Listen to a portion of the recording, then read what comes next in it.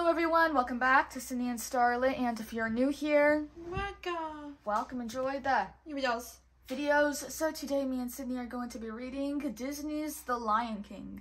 So let's begin.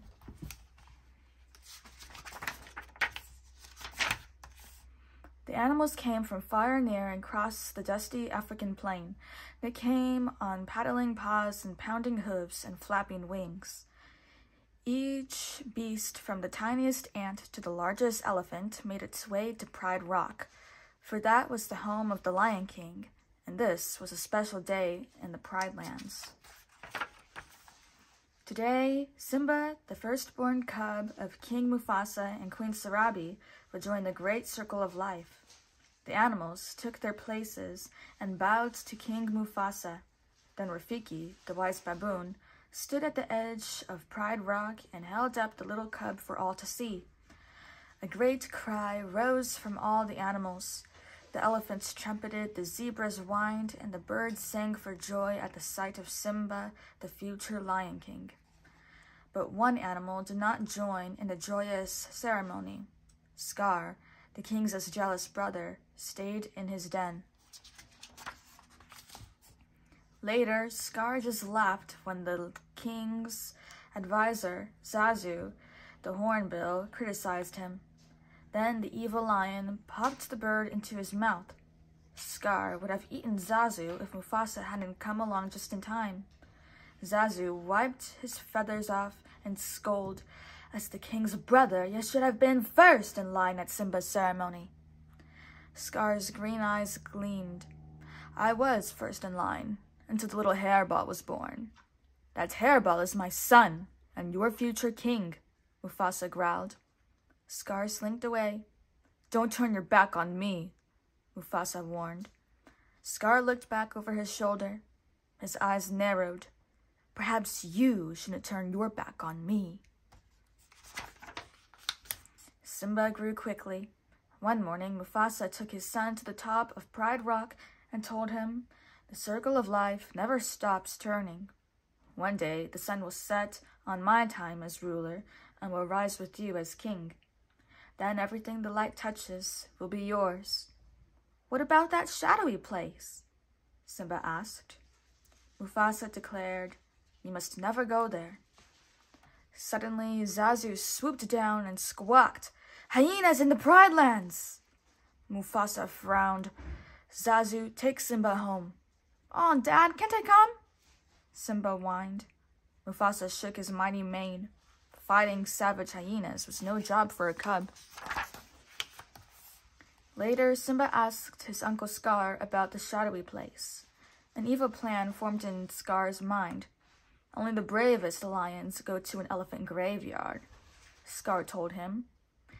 He knew the foolish cub would go there just to prove his bravery.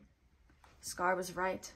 Simba couldn't wait to go to the elephant graveyard with his best friend, Nala. But how could they go with Zazu watching every move they made? "We've got to ditch the dodo," Simba whispered. Nala giggled and agreed. Soon, the two friends found a way to escape their feathered babysitter. Before long, the young lions had reached the dark, mysterious place beyond the borders of the Pride Lands. Giant bones poked out of the ground. "It's kind of scary," Nala whispered. "Let's check it out," Simba said. "I laugh in the face of danger. Ha ha ha! Yee-hee-hee-hee!" cackled three mean hyenas, Shenzi, Banzai, and Ed. "Look, boys, a king fit for a meal," Shenzi snickered. The cubs ran, but soon found themselves cornered. Simba stepped bravely in front of Nala and tried to roar. The hyenas laughed and jeered. Simba opened his mouth to try again. This time, the elephant bones rattled with a thunderous roar. The hyenas were confused, and so was Simba, until Mufasa sprang into view. The mighty lion chased away the hyenas. Zazu had seen the cubs in trouble and flown to help. Mufasa told Zazu to take Nala home. Then he scolded Simba for disobeying him. "Oh, Dad, I was just trying to be brave, like you," Simba explained. Mufasa sighed. "Being brave doesn't mean you go looking for trouble, Simba. A good king is wise as well as brave." Simba suddenly felt very small. "We'll always be together, right, Dad?" Mufasa looked up at the starry sky and said, "The great kings of the past looked down on us from those stars. So whenever you feel alone, just remember that those kings will always be there to guide you. And so will I." Later, Scar met with the hungry hyenas. "I practically gave those cubs to you," he complained. "They weren't exactly alone," Shenzi whined. But Scar had another plan that would allow him to become king. "Stick with me, and you'll never go hungry again," he promised. The hyenas danced and cheered. The next morning, Scar took Simba to the bottom of a rocky canyon. "Now wait here," he ordered. "Your father has a big surprise for you." "Will I like the surprise?" Simba asked. Scar smiled slyly. "Oh, it's to die for," he said as he walked away. Then he gave a signal to the hyenas waiting on the canyon ridge. The hyenas knew what to do. They chased a huge herd of wildebeests down the canyon. Simba felt the earth shake.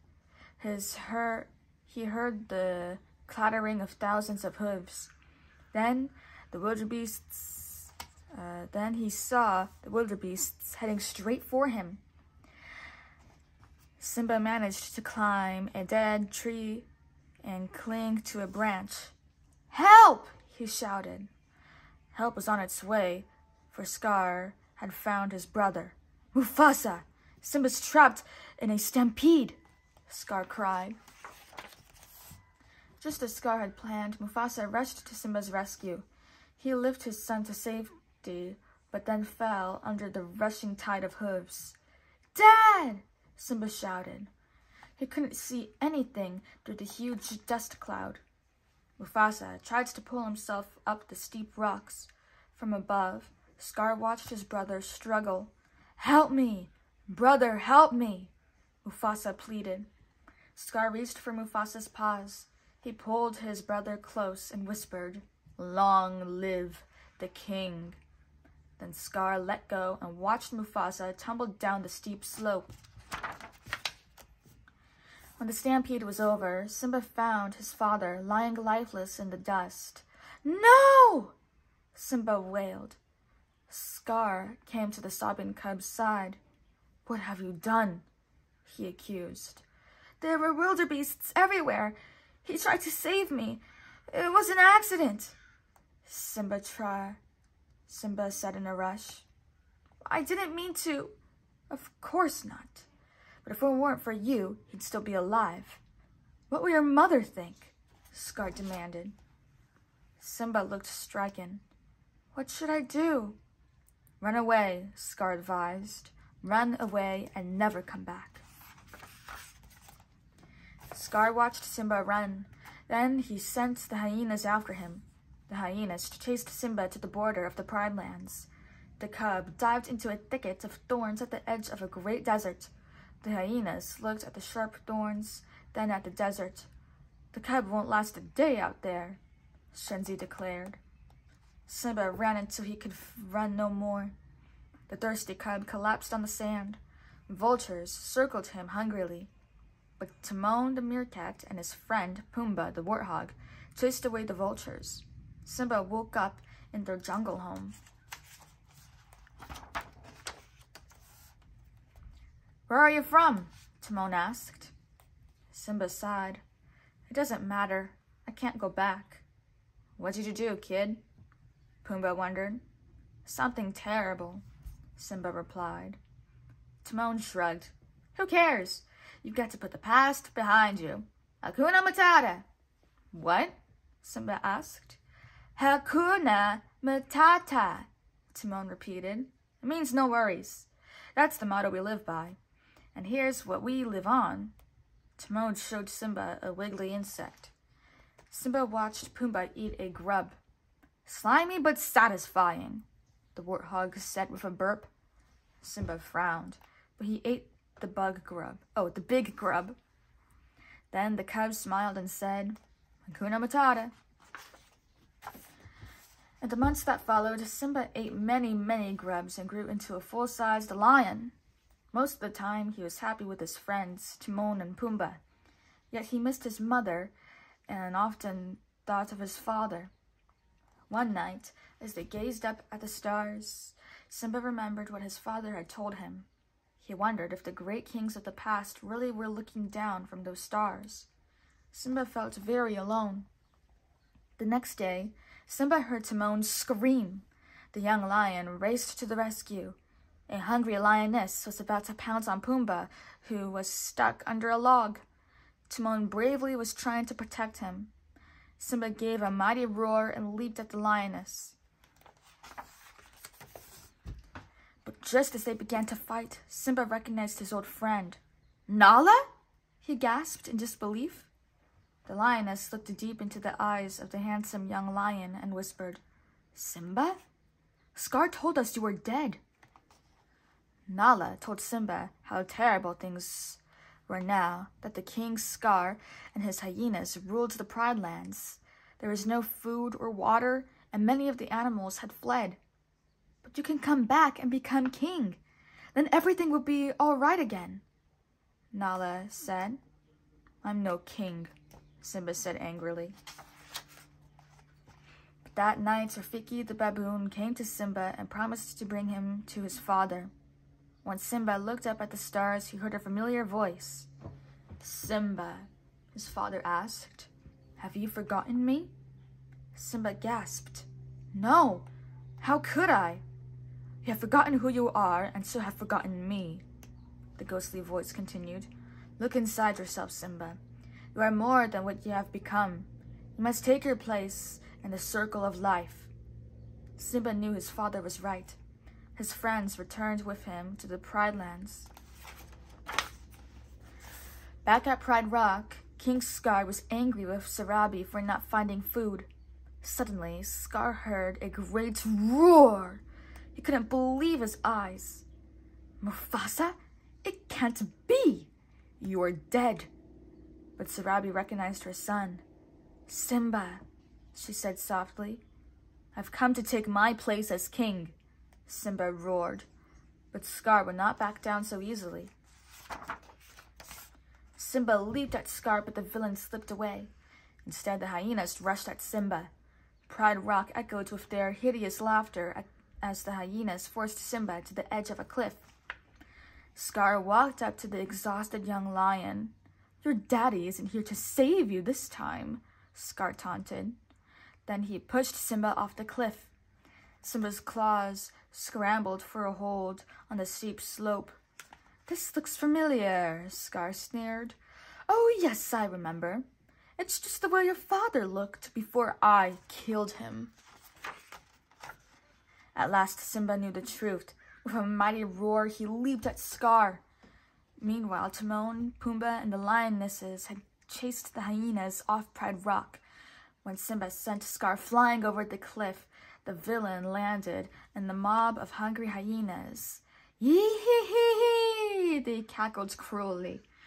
Finally, they had a meal fit for a king, or a king fit for a meal. Simba thanked his friends. Then he walked to the top of Pride Rock. His roar echoed through the Pride Lands. The rightful king had taken his throne. The plains were soon lush and green again.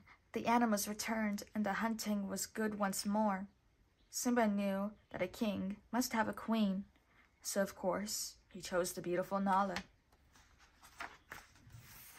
Before long, the animals again came from far and near across the dusty African plain. This time they came to greet the firstborn cub of King Simba and Queen Nala. Wise old Rafiki stood at the edge of Pride Rock and held up the cub for all to see. The elephants trumpeted and the zebras whined for joy as the future Lion King joined the great circle of life.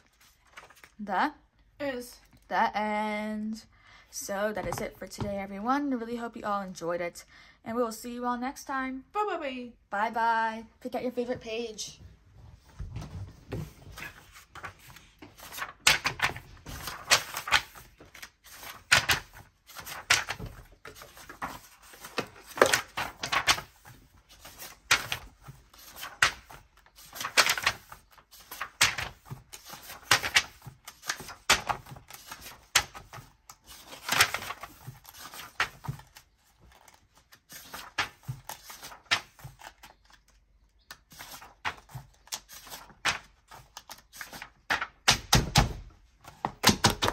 What's your favorite character?